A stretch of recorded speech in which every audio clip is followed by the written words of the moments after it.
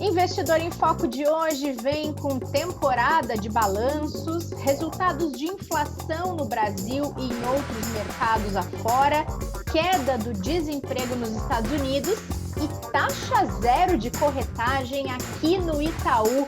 Tem novidade no podcast que está começando agora, então sejam bem-vindas e bem-vindos a esse episódio. Hoje a gente tem participação especial aqui do Cláudio Sanches, que é nosso diretor de produtos e soluções para investidores do Itaú, justamente para falar da taxa zero de corretagem, que é novidade. Cláudio, seja bem-vindo, prazer ter você aqui de volta, tudo bem? Obrigado, Renato, prazer é todo meu de estar aqui com vocês. Bom, a gente quis trazer você aqui para contar dessa novidade que o Itaú lançou para o mercado na semana passada, lançou para seus clientes, que foi a zeragem das taxas de corretagem para investimentos em ações, BDRs, ETFs e opções pela Itaú Corretora. E queria que você contasse para quem está nos ouvindo por que dessa decisão, desse movimento que o banco está fazendo agora. Bom, Renata, isso aqui acho que faz parte de uma estratégia longa já que a gente tem adotado no Itaú de democratização de investimentos. Então, isso começou lá atrás com a gente disponibilizando produtos de todas as casas dentro do Itaú, reduzindo o ticket de entrada dos fundos o máximo possível. Então, hoje a gente já tem a maioria dos nossos fundos, as nossas previdências, com a entrada com um ticket de R$1, que é justamente para a gente ter certeza, né, que tanto o cliente que tem pouco dinheiro para investir, como aquele cliente que já tem o seu patrimônio consolidado, eles possuem acesso aos mesmos produtos e com um ticket que faça com que todo mundo possa entrar. Acho que é uma maneira de a gente garantir que a gente está democratizando toda a estratégia de investimento, toda a oferta de investimentos. E tem uma série de ações de precificação que a gente tem feito ao longo do tempo, né? Começou com toda a redução de taxa das nossas prateleiras de fundos, previdência, e para todo mundo. Então, não é mais taxas que apenas quem tem muito dinheiro tem acesso. Então, está dentro dentro do mesmo conceito de democratização. A gente tinha acabado com a corretagem de vários outros produtos, como fundo imobiliário, por exemplo, Tesouro Direto, inclusive acabando com custódia, carregamento de previdência. E uma das que estavam faltando e estavam dentro do nosso planejamento era zerar a taxa de corretagem de ações, BDRs, etc., que a gente fez na semana passada, né? A gente não tinha feito isso antes, porque operacionalmente a gente tinha que garantir, né, que tudo funcionasse de maneira correta, né? Senão a gente zera a taxa de corretagem, a gente começa a ter um volume muito grande de clientes entrando e a gente eventualmente não aguenta. E então teve um trabalho bastante grande por trás para a gente garantir que quando a gente zerasse, né, todo mundo pudesse ter acesso a essa taxa. E é uma taxa que é zerada para todos os segmentos do Itaú, né? Das agências, do Personalité, quem tem menos dinheiro e quem tem muito dinheiro, se essa transação for feita através dos nossos canais digitais. Então, acho que faz parte dessa estratégia de democratização que a gente tem adotado ao longo do tempo. Legal, importante isso que você trouxe, porque já faz alguns anos, né, Cláudio, que essa acessibilidade ela acaba sendo um propósito aqui da área de investimentos, tanto na questão de mais produtos como melhores preços, né? A gente já fez tantas ações aí tentando mostrar que o Itaú tem aí produtos do mercado inteiro na sua prateleira e também casado com uma coisa que eu acho importante também a gente falar aqui, com as frentes de escritórios IAM, especialistas, uma gama cada vez maior de assessoria para quem tem também dúvida na hora de investir, né? Com certeza, Renato. A gente costuma dizer que hoje, eu não vou dizer que é totalmente commodity, mas produto hoje está virando uma commodity, porque os clientes, né, os investidores, as investidoras podem encontrar os mesmos produtos em quase todas as grandes casas. Teve um tempo atrás que o jogo de diferenciação era muito na oferta de produtos. Hoje, pelo menos no Itaú, a gente entende que o valor não está mais em ter uma prateleira de produtos diversificada, porque todo mundo tem ou todo mundo pode ter. E a nossa prateleira, a gente, como você disse, a gente abriu a nossa prateleira já faz um bom tempo e dando acesso para todo mundo através do nosso processo de precificação. A grande diferença daqui para frente está justamente nessa questão de assessoria ou de orientação. Acho que orientação é até uma palavra melhor do que assessoria. O cliente quer orientação. E essa orientação ela vai muito, né, através do nosso modelo de assessoria humana, que a gente, né, os especialistas iam, que a gente implementou, mais ou menos, começou a implementar mais ou menos 1 ano e meio, e a gente terminou agora, então estamos com praticamente 130 escritórios, 2.000 profissionais atendendo os nossos clientes, com uma coisa super especial, né, que é alinhar os incentivos dos nossos especialistas à rentabilidade do cliente. Então, hoje, o nosso especialista ele é avaliado, por exemplo, pela nota de satisfação que os nossos clientes dão para nós. Então, se esse cliente nos avalia bem, temos satisfação, o especialista ganha mais. A remuneração dele tá atrelada à rentabilidade da carteira do cliente dele. Então, quanto mais rentável for a carteira do cliente, considerando o perfil de risco de cada cliente, né, o suitability dele, mais esse especialista ganha. E também, claramente, a quanto mais de dinheiro ele captar. Afinal de contas, esse é um dos nossos objetivos. Mas esses dois fatores, satisfação do cliente e rentabilidade da carteira, faz com que a gente tenha um alinhamento de incentivos muito grande. Então, independe se esse especialista está oferecendo um produto com uma taxa baixinha, por exemplo, um tesouro direto, que é zero, ou um fundo mais complexo, onde a taxa é maior. Então, isso a gente garante que, né, que essa assessoria, essa orientação que a gente dá para os nossos clientes, tenha totalmente alinhado com as necessidades e dos nossos clientes e das nossas clientes. Perfeito. Bom, já que você falou bastante sobre Ion, para a gente fechar aqui, tem novidade que a gente pode esperar para o ano que vem, aí falando de Ion, investimentos e todos esses avanços que essa plataforma já conseguiu oferecer, agora com a taxa zero também?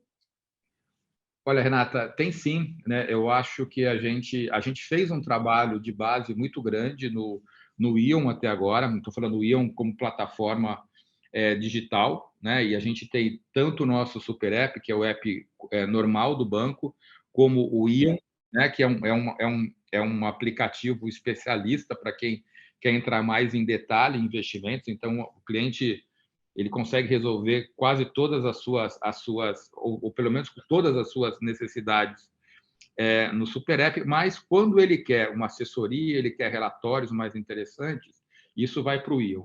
E até agora no Ion a gente fez uma entrega meio que de garantir que tudo está ali dentro, então toda a questão de comunicação, de stories, né, uma comunicação super moderna, super rápida, porque a gente sabe que o nosso cliente, ou qualquer um de nós, na verdade, né, a gente não tem muito tempo para ficar lendo notícias complexas ou muito.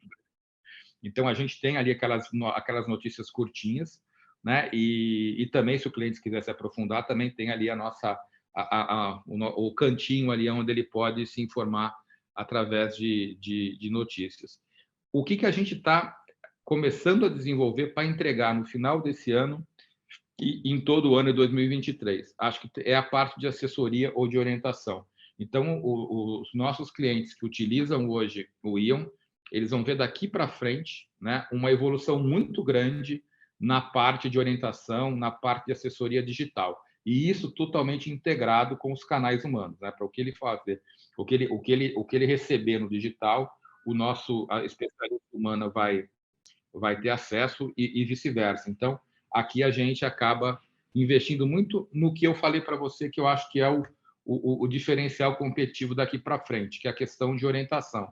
Então, também a questão de notícias, dizer para esse cliente como as coisas estão impactando a carteira dele, ou seja, entregar as coisas para o nosso cliente de uma maneira muito simples, que ele saiba o que está acontecendo com a carteira, para onde a carteira dele vai, se ele tiver que fazer alguma modificação, que ele possa fazer isso até de maneira digital, se ele preferir não falar com ninguém, queira ter num determinado momento ele está ali sem poder falar com o gerente ou com o especialista. Então, a gente está investindo muito e deve estar entregando isso até o final do ano, né? E no ano do 2023. É o ano da assessoria, da orientação digital. Perfeito. Muito bom, Cláudio. Obrigada por essa passada aqui no nosso episódio. A gente ainda vai falar de cenário econômico e mercado por aqui, mas eu já vou me despedindo de você. Boa semana, vida longa aí ao Ion e todas essas novidades. Eu que agradeço, Renata, e parabéns pelo trabalho, pelo podcast. É muito bacana. Eu sou um ouvinte semanal e que os nossos clientes possam se informar bastante com esse nosso canal aqui de podcast. Obrigada, Cláudio. A gente fica feliz de saber que você nos acompanha. O Cláudio ele vem aqui desde que o podcast começou. Se vocês forem lembrar, lá em 2020, quando ainda era pandemia, a gente fez alguns episódios no começo, fez no ano passado também, e vira e mexe, ele passa por aqui para contar alguma novidade ou falar um pouquinho de mercado com a gente. E a gente tem que falar de mercado ainda nesse episódio, porque toda terça-feira vocês batem ponto aqui para saber da semana. Então, eu vou puxar para cá a Camila Fioravante, que é a nossa especialista em recomendação e portfólio, para a gente atualizar nossos ouvintes de mercado. Hein, Camila? Tudo bem por aí? Oi, Rê, tudo bem? Tudo jóia? Bom dia, boa tarde, boa noite a todos os nossos ouvintes. É um prazer estar aqui novamente com você, Rê. Ah, boa, Camila. A gente teve que passar o Cláudio aqui na nossa frente para trazer uma boa notícia para começar o episódio de hoje. É verdade. Mas não esqueci da nossa atualização e queria falar com você sobre esse dado que saiu no final da semana passada de redução do desemprego nos Estados Unidos, que é ótimo, por sinal, e saber se deve influenciar as próximas decisões de política monetária do Fed. Tem muito analista de mercado por aí dizendo que sim. Vou só dar uma resumida, né, de como que veio o relatório. Então, o relatório de folha de pagamento dos Estados Unidos, né, o chamado payroll, indicou a criação de 263 mil vagas de trabalho em setembro. Praticamente o número veio em linha com o que o mercado estava esperando, mas, né, com uma desaceleração em relação ao mês anterior, que era de 315 mil novas vagas de trabalho. Mas os ganhos salariais por hora trabalhada lá continuam avançando, 0,30%, e de maneira geral, apesar dessa desaceleração na criação de vagas, os dados por lá continuam sugerindo de que a economia do país permanece sólida, ainda com uma forte criação de empregos, baixa taxa de desemprego. Então, já respondendo a sua pergunta, essa leitura, portanto, não deve afetar a avaliação do Fed, né, sobre o mercado de trabalho, que continua resiliente, segue incrivelmente forte por lá e reforça o cenário de um aumento nos juros em 75 pontos base. Mas lembrando também, Rê, que nesse contexto, né, a leitura de inflação de setembro deve ter também um papel muito fundamental na avaliação da magnitude do movimento da próxima reunião do Fed, né, que acontece no início de novembro. Então, assim, as expectativas é de que o Fed mantenha, né, essa posição de 75 pontos, mas, de fato, né, eles devem acompanhar também os dados de inflação. Boa, muito bom. Agora, outubro, a gente está no começo do mês, segunda semana do mês, e é um mês de temporada de balanços, né? Balanços do terceiro trimestre de empresas. Expectativas sempre são de movimentação nos mercados nessa época, né, Camila? Seja com volatilidade por algum resultado não muito positivo, como também pelos surpreendentes, né? Exato, sem dúvidas, Rê. A expectativa do mercado é de que os balanços ofereçam, né, informações cruciais sobre como que as empresas americanas estão vendo, né, estão enxergando esse aperto monetário agressivo, também dê indícios para as perspectivas para a economia americana, né? Como se encontra a saúde financeira das empresas e a economia dos Estados Unidos, justamente em meio às preocupações de recessão no mundo, juros que já podem estar começando a impactar um pouco a economia. Então, esses dados, né, os resultados, os balanços, podem servir como bom termômetro para a gente entender, né, como se encontra a saúde financeira dessas empresas. Aqui do nosso lado, Rê, eu acho até interessante a gente trazer que a gente reduziu a estimativa de crescimento do PIB americano de 2023 para 0%, ou seja, sem crescimento, né? Então, os balanços, sem dúvida, são muito importantes, são como um parâmetro da economia americana e deve movimentar os mercados, sim, conforme você já falou, né, Rê? Vindo números mais positivos, né? Isso pode trazer ali impacto positivos também para os mercados e o contrário é verdadeiro, né? Os números vindo negativo, isso deve, sem dúvidas, fazer preço no mercado também. Perfeito. Bom, antes da agenda, essa semana saem alguns resultados importantes de inflação. A expectativa do Itaú aqui para o Brasil é que a inflação venha baixa, mas não é só aqui que tem expectativa de resultado de inflação, né, Camila? Não, Rei.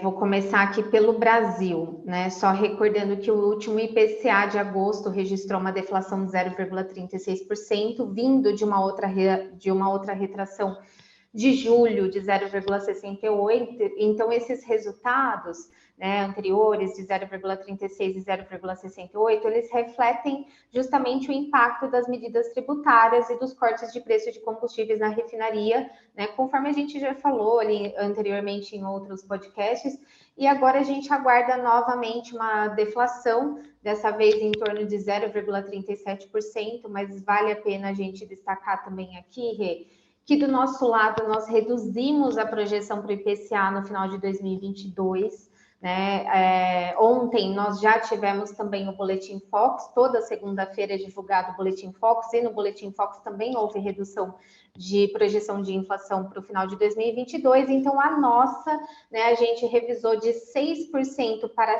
5,5%, mas com um viés de baixa, dados os resultados recentes e também as revisões baixistas para os próximos meses. E o resultado, né, dessa semana, vindo como a gente espera, deve ser bem recebido pelo mercado, mas vale a pena a gente lembrar também que o mercado está acompanhando, né, os dados de inflação americanos, né, que vão ser divulgados essa semana também. Então, destaque aqui para o CPI americano, né, visto que os últimos dados de inflação por lá também reforçam a necessidade do Fed com uma postura dura na alta de juros, né, reforçando esses 75 pontos, como a gente falou ali anteriormente, e um CPI, né, deve ser recebido, um CPI forte também, um número vindo forte, sem uma deflação, sem um arrefecimento, deve ser recebido também de forma negativa pelo mercado, fazendo preço, né, consequentemente, ou seja, a bolsa caindo, o Treasury subindo. Então, eu acredito, Rê, que além do IPCA aqui no Brasil, o CPI americano deve ser o indicador no exterior mais relevante para essa semana. Perfeito. Bom, além do CPI e do IPCA, o que a gente tem na agenda? Bom, Rê, nessa semana começam os encontros anuais do Fundo Monetário Internacional e do Banco Mundial. Inclusive, hoje, terça-feira, sai o relatório de perspectiva global do Fundo Monetário Internacional. O investidor, né, deve estar acompanhando de perto, né, todos esses... tudo o que eles colocarem, tudo que foi falado ali nesses encontros. Na quarta-feira, o Fed divulga a ata da última reunião de política monetária. Aqui, muito importante também o investidor estar acompanhando para a gente enxergar se eles vão dar algumas sinalizações referente aos próximos passos de política monetária, o que eles estão enxergando para a economia americana. Mas, além disso, teremos o índice de preços ao produtor, o PPI, ainda nos Estados Unidos, né? E na Europa saem a produção industrial da zona do euro e do Reino Unido. Aqui, produção industrial da Europa muito importante. O investidor está acompanhando agora com a guerra na Ucrânia se intensificando, né? Todas as questões de crise energética por lá, inflação disparando também ali na Europa e, né, o Banco Central Europeu subindo taxa de juros. Então, produção industrial, um indicador muito relevante aqui para o mercado. Na quinta-feira tem o balanço da BlackRock, CPI da Alemanha, dos Estados Unidos e da China, como eu já falei ali, né, o indicador principal aqui, o CPI dos Estados Unidos. Na sexta-feira, os destaques são para os balanços do Citigroup, da JP Morgan, além da balança comercial da China e da zona do euro. E quando a gente fala de agenda local, né, a agenda local traz hoje o IPCA de setembro, como a gente já falou um pouco, né? E na quarta-feira os mercados ficam fechados por conta do feriado de Nossa Senhora Aparecida. Na sexta-feira tem a pesquisa mensal de serviços. Então, Rê, de uma forma geral, dá para a gente perceber, né, que teremos indicadores muito importantes de inflação aqui e lá fora, e até mesmo os encontros anuais do FMI e do Banco Mundial, que devem ser acompanhados de perto pelos investidores. Perfeito, Camila. Obrigada pela atualização. Boa semana para você. Imagina, Rê, eu que agradeço. Boa semana para você e para todos os nossos ouvintes. E até a próxima, Rê. Até a próxima. E obrigada a todo mundo que acompanhou esse episódio nessa audiência para saber de novidade e também de mercado e cenário econômico. A gente volta na quinta, é dia de falar de planejamento financeiro por aqui no episódio de quinta. Esperamos vocês e boa semana para quem está aí na audiência. Até lá!